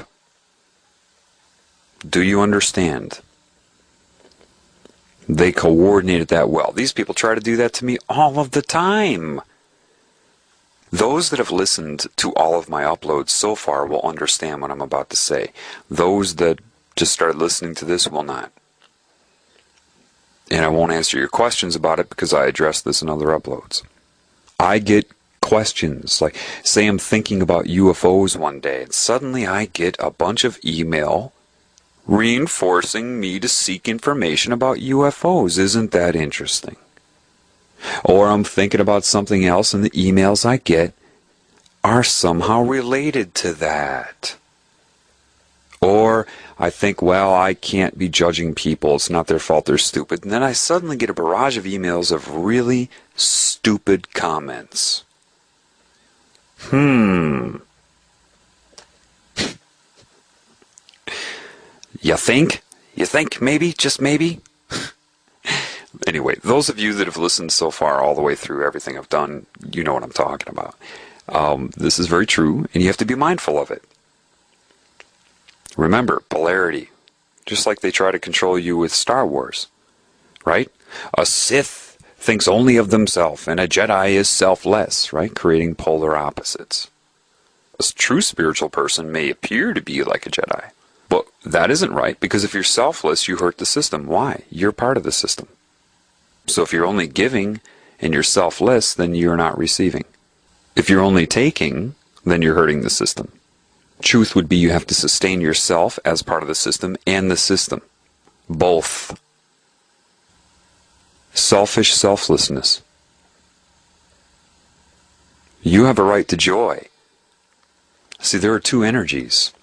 The energy of disease is an energy that takes in anticipation of being taken from. The energy of health or normality would be giving, knowing that you receive. Two very different energies. One's pathogenic, one is diseased, one is normal. Here, people are hybrids. One pops up sometimes, but they're primarily dominated from the former, taking in anticipation of being taken from. What's the difference? One is duality, one is singular. I may use giving and receiving, two different words, to describe the energy I'm talking about, but that is an illusion, because true giving is the same as receiving. There is absolutely no difference.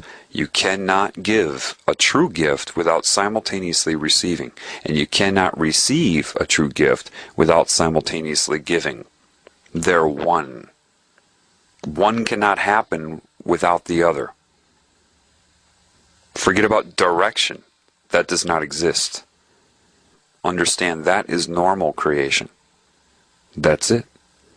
That's the nature of true reality. You cannot give without receiving. Now, if you apply that here, not from the ego can't do it. It's something you feel that happens. All you can do is change your ego so that it's more receptive to that input. But when it happens, you know exactly what I'm talking about. Everybody deserves that. So I'll say I was a giver that is here at this time. Who am I giving to? Everything. And that includes the takers. See, here's the interesting thing about a taker or detached energy. It cannot receive. It will not receive.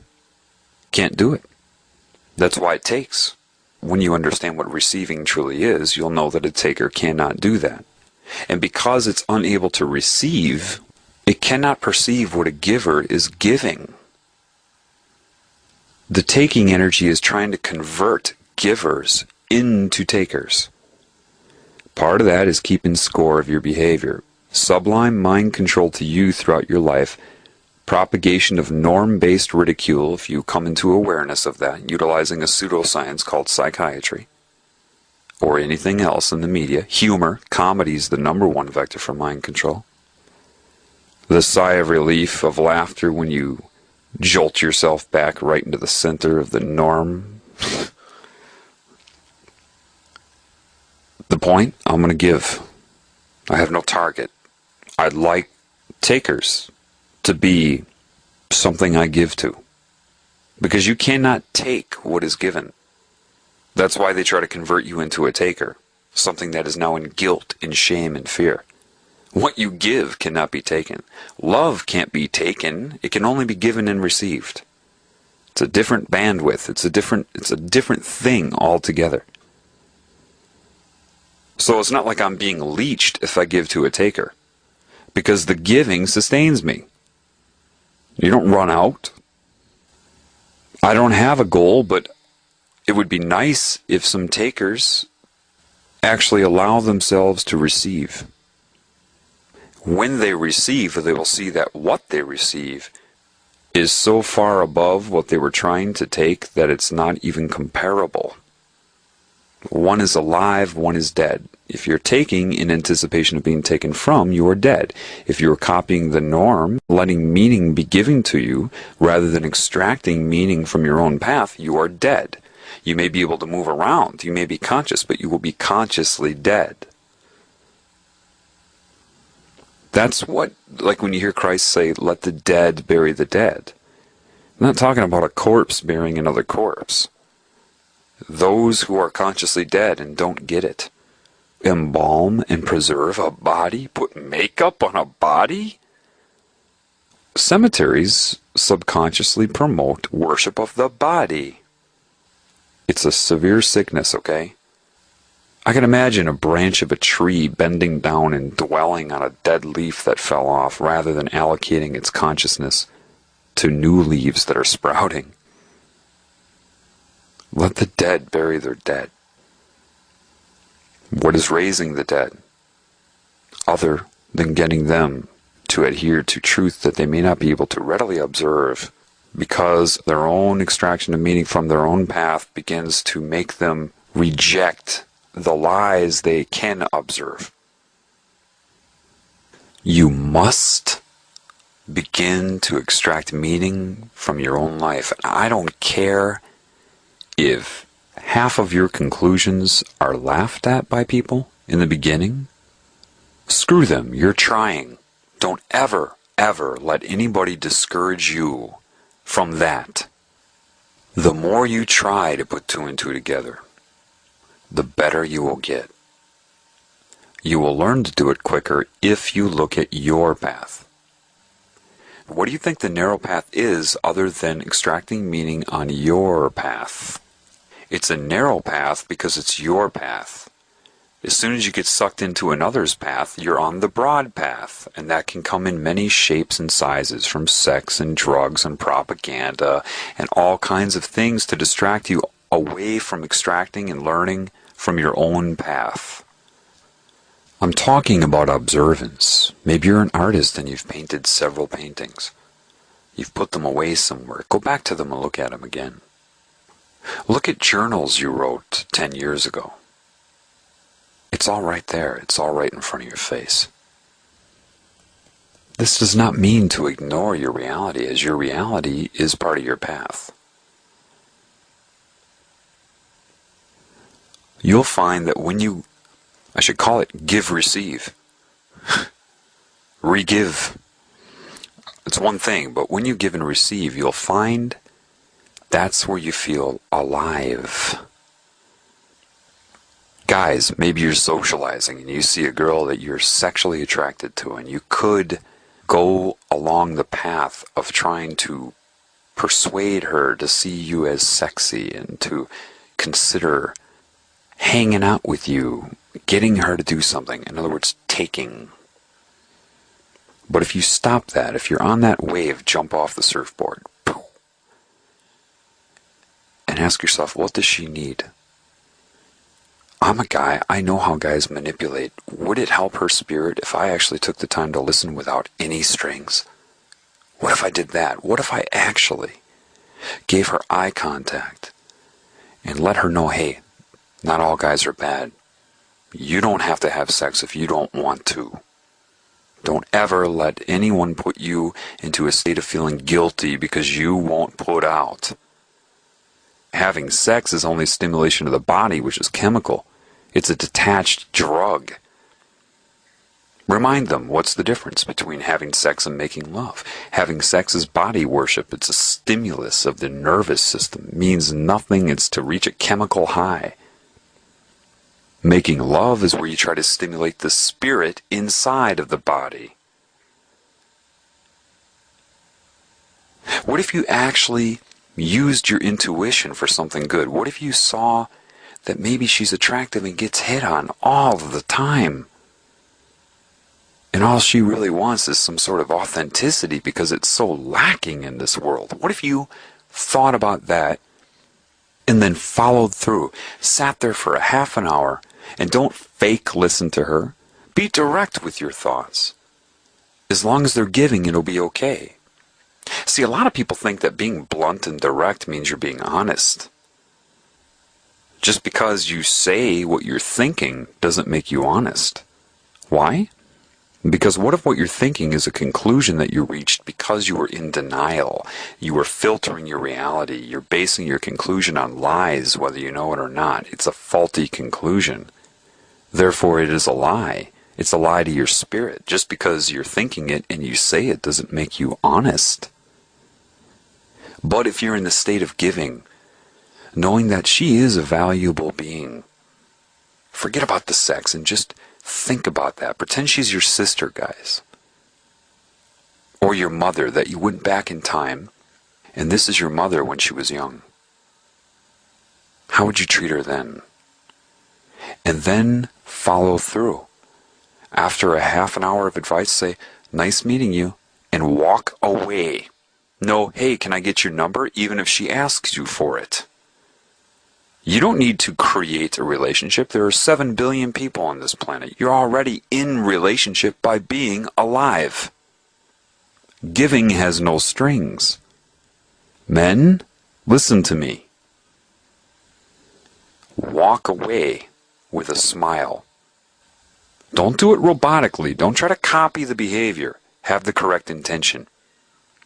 As you walk away, you've given the greatest gift. Wow, that guy didn't want anything from me. Then you'll see it's not a taking energy, and you've just raised her spirit. Do you hear what I'm saying to you? Now, remember, I said you cannot give without receiving. If you do something like that, and don't go seek out a girl. This is one scenario.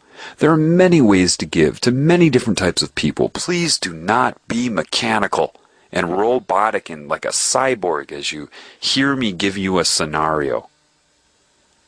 After you give like that, when you walk away, take note of how you feel.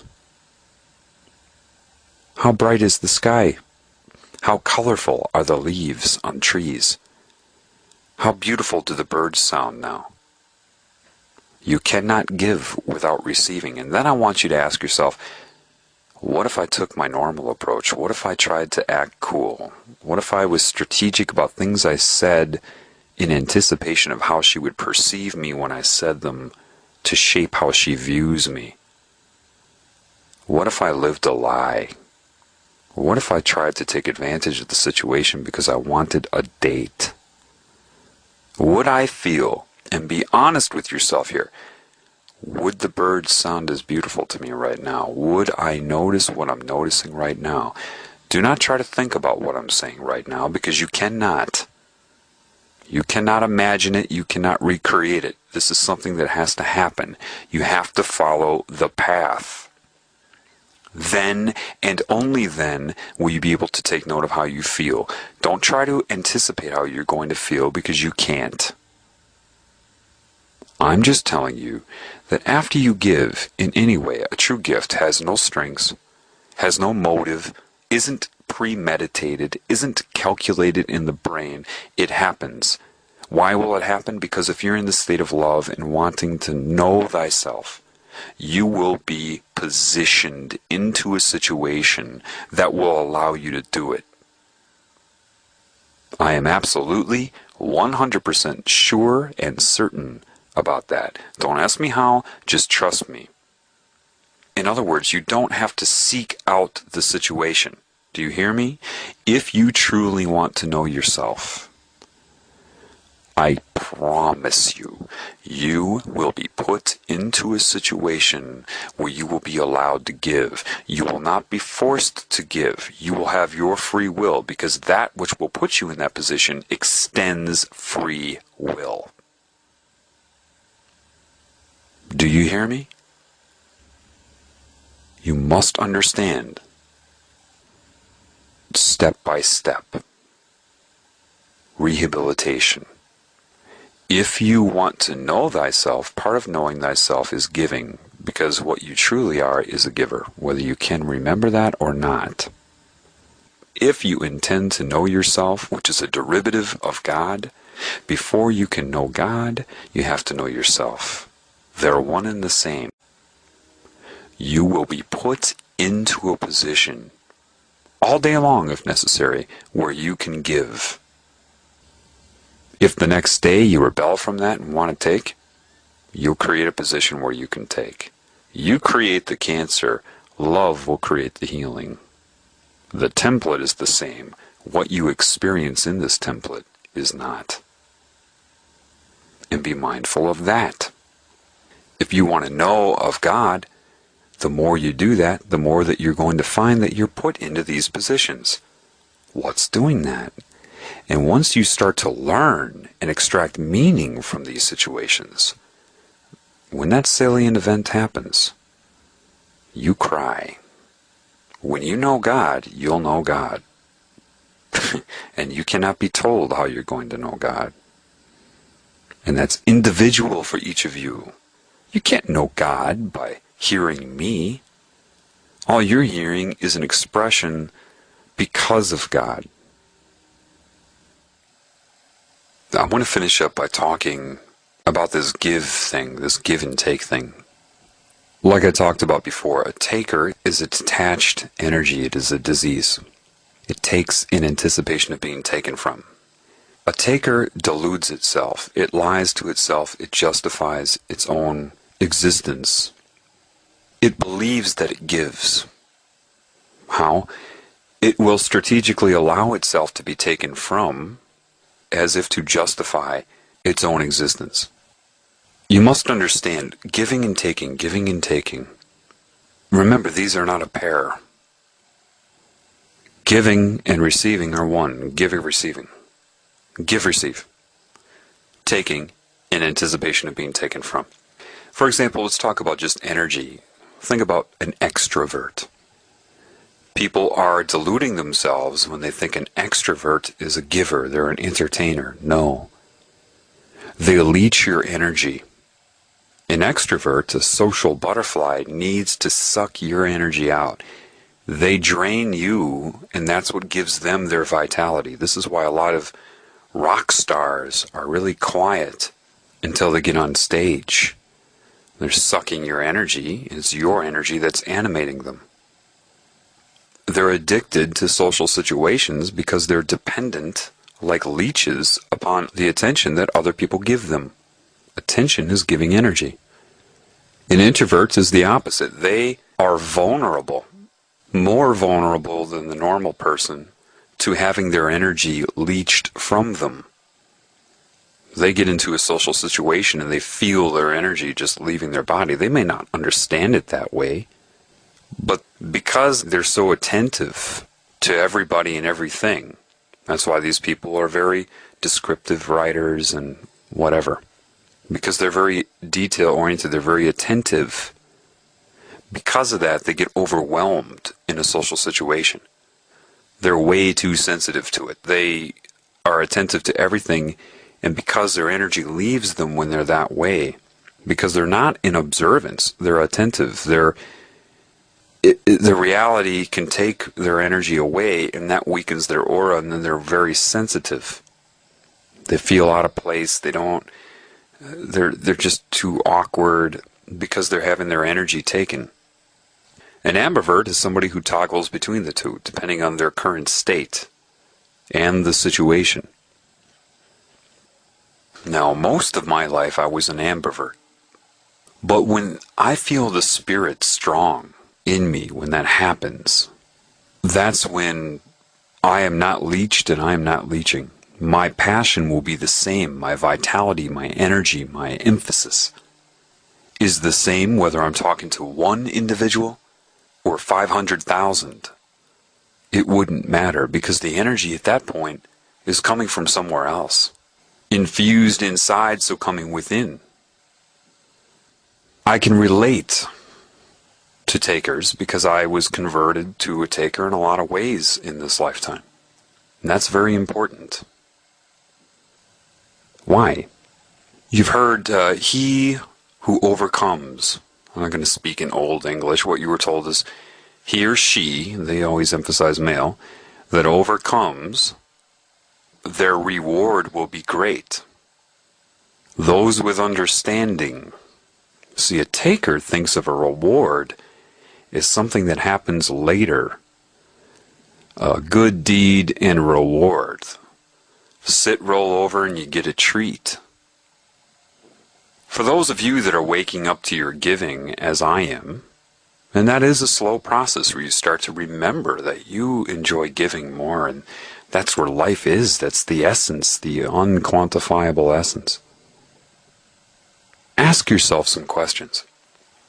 When you're in the state of giving, you receive simultaneously. There are many of you that know what I'm talking about. So your reward is simultaneous. What is that reward? Describe it. Yeah, good luck with words.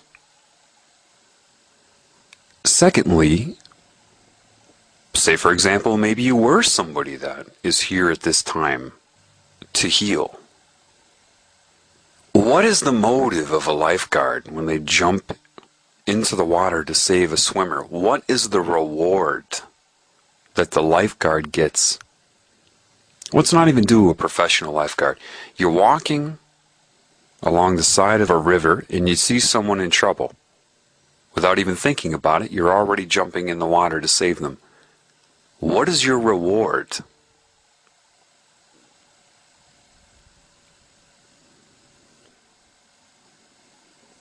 To one who overcomes, the reward will be great.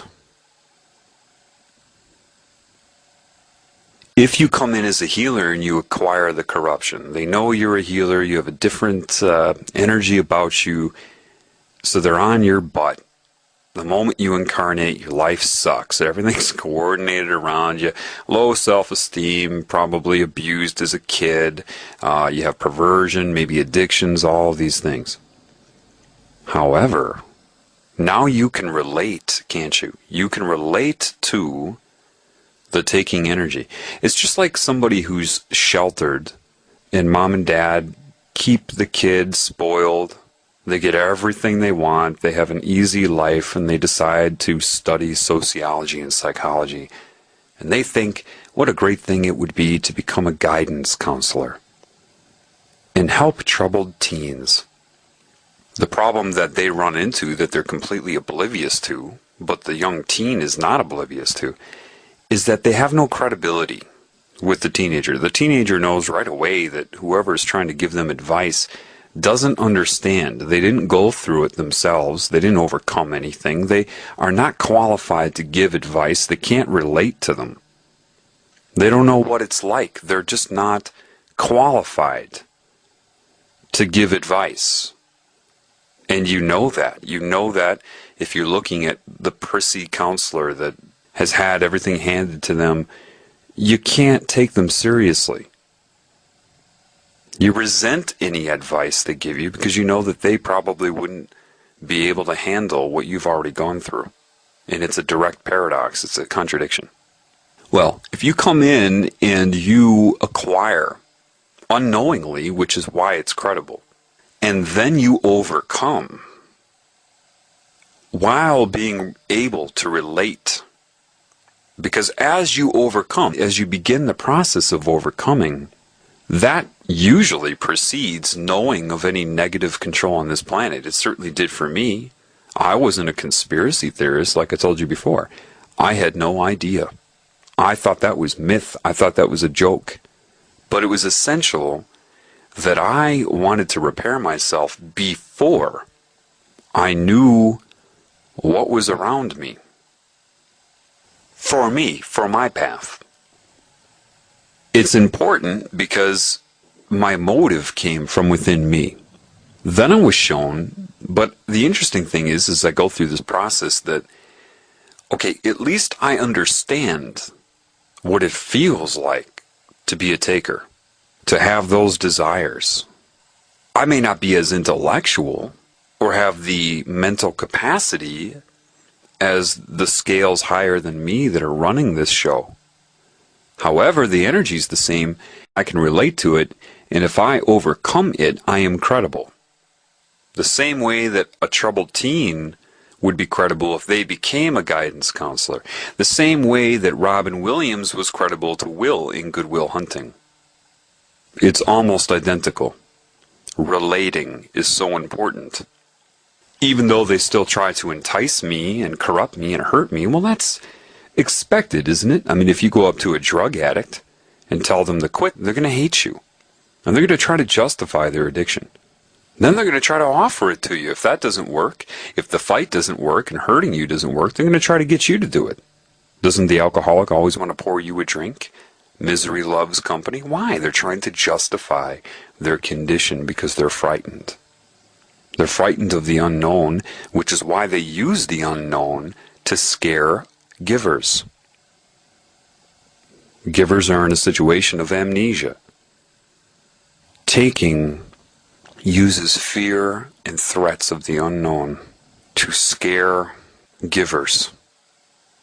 If I were to give you one certainty in all existence, I would tell you this. Never, anywhere, anywhen, should a taking consciousness be in control of a giving consciousness. And if that happens, that is certainly a state of disease, regardless of scale. It is disease. One who overcomes will have a reward that is great. What reward do you think that is? If you're a guy, what is it? You think you're going to get a pretty girl in the afterlife? A virgin? What's motivating you now if you're a giver? The physical world? Is that what gives you your passion? That may be equated with pleasure in a polarized state of being, to detach from pain. But what gives you that passion, like I was talking about, where you're in that state that you would have the same enthusiasm whether you were talking to one person or 500,000? Someone's looks? Getting laid? Getting high? Making money? People that get excited about money are not passionate. They lie to themselves and say they're passionate. They're elated. They're manic. If your motive is the simultaneous receiving as you give, what do you think the reward would be? What is the reward if somebody jumps into a river to save a drowning swimmer? What is the motive to do it?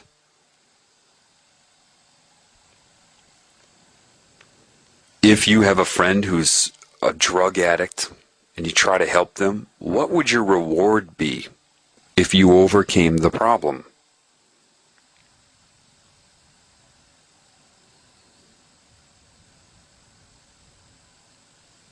If you can come into this realm, recognize what you've become, see it in a mature way, a broad way, and forget about the judgment of other sick people, which is essentially all of mankind, and overcome it, even when they try to stop it. Blackmail, social persecution, pain. If you overcome that, what's your reward? Why'd you come here? Why are you here? Why is the Spirit doing what it's doing? Why? Why does a giver give? What is your reward? Jewels? You're going to have a Porsche in heaven? What? Money? You're going to be rich in heaven? Food? What? What is it you think heaven is? What is it that you think is going to be a reward? Bow down and receive your reward. And they open the box. What's in there?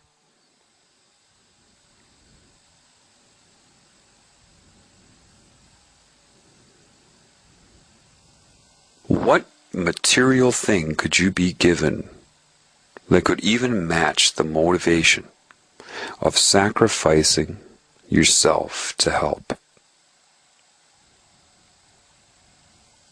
What's the reward?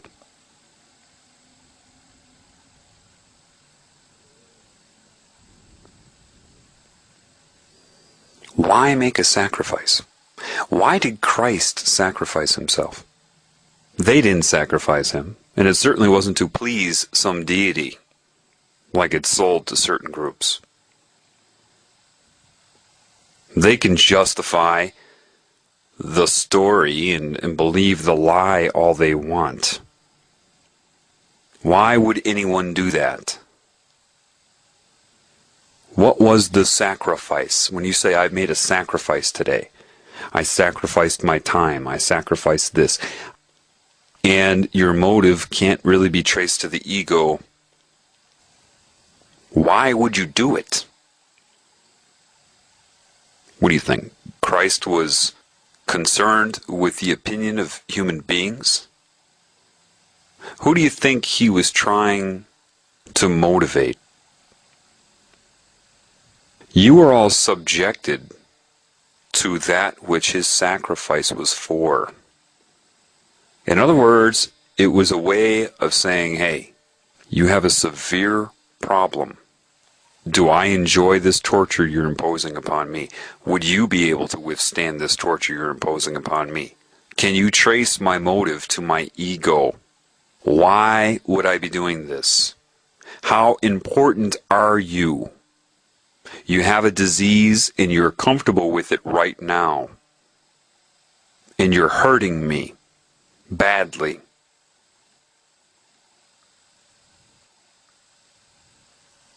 How important do you think this is? Now, if you're still in a taking energy, you don't care any more about that than a mosquito cares about hurting you. You don't even consider it. So what would the return of Christ be? What, do you think that man and that personality is going to return, do something, smack you all up, give you a big spanking? What? How about the realization from within what the value of life is? And when you truly know what the value of life is, you will know that it is irrelevant of scale. Therefore, one being is as important as the whole. When it is realized, what that man actually did, and any like him that did the same thing, and why. Why? When the taker finally realizes and receives that gift, the gift is timeless. When it receives the gift, forgiveness is the wrong word, except if you really look at the word. For I give. When a taker receives, it is also a giver. When it's on that wavelength, it has knowledge. When it has that knowledge, it understands. When it understands, it will metaphorically collapse, metaphorically cry. It will be in awe of how could it do what it has done and be forgiven.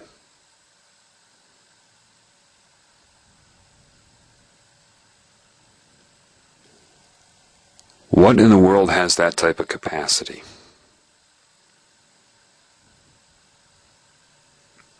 And it will realize that no taker should ever be in control of a giver.